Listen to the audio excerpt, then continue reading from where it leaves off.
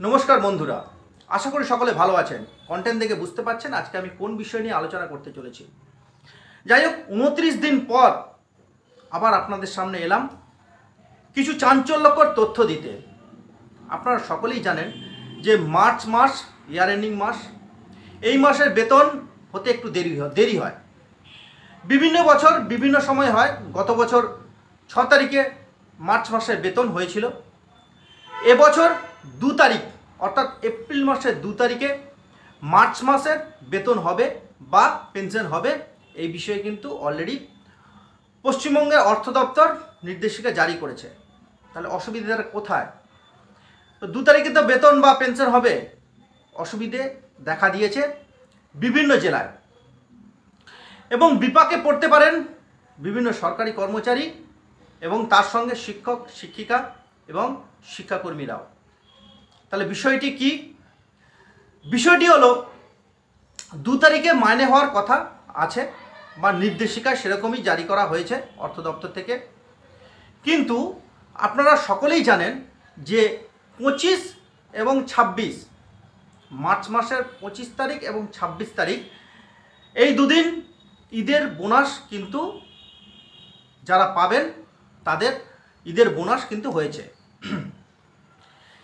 কয়েকটি জেলায়, আমি সব জেলার কথা কিন্তু বলছি না, কয়েকটি জেলায় 25 এবং 26 তারিখে ওনাদের মার্চ মাসের বেতন কিন্তু ব্যাংক অ্যাকাউন্টে ক্রেডিট হয়ে গেছে।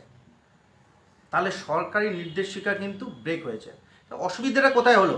যদি আগে বেতন হয়ে যায় তাতে অসুবিধাটা কি আছে? হ্যাঁ, অসুবিধে আছে। আমাদের হিসেব করতে হয় 12 মাসের বেতন নিয়ে এবং প্রতি মাসের বেতন কিন্তু শেষ সপ্তাহে ক্রেডিট হয়ে যায় ব্যাংক অ্যাকাউন্টে। এই মার্চ মাসে 25 বা 26 তারিখে যাদের বেতন ওনাদের ব্যাংক অ্যাকাউন্টে ক্রেডিট হয়েছে, তাদের ইনকাম ট্যাক্স যখন রিটার্ন দাখিল করতে যাবেন তখন কিন্তু ফর্ম 16-এও 12 মাসের জায়গায় 13 মাসের স্যালারি দেখাবে।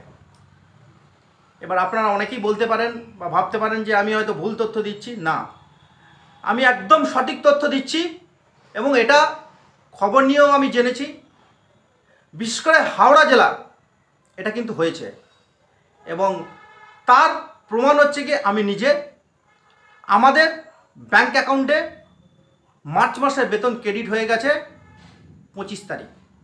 তাহলে বুঝতে পারছেন সরকারি নির্দেশিকাকে অমান্য করে বেতন কিন্তু 25 তারিখে হয়ে গেছে। এর ফলে কিন্তু ইনকাম ট্যাক্স দাখিল করার সময় বা রিটার্ন দাখিল করার সময় কিন্তু অসুবিধে হবে। এখন দেখার যে জেলায় বা যে জেলায় এরকম ঘটনা ঘটেছে সেই জেলার ডিডিও কি করেন ফর্ম 16 দেওয়ার সময়। এর পরবর্তী ক্ষেত্রে বা পরবর্তী ভিডিওতে আমি বদলি সম্পর্কে কয়েকটি তথ্য আপনাদের জানাবো এবং খুব চাঞ্চল্যকর তথ্যও দেব।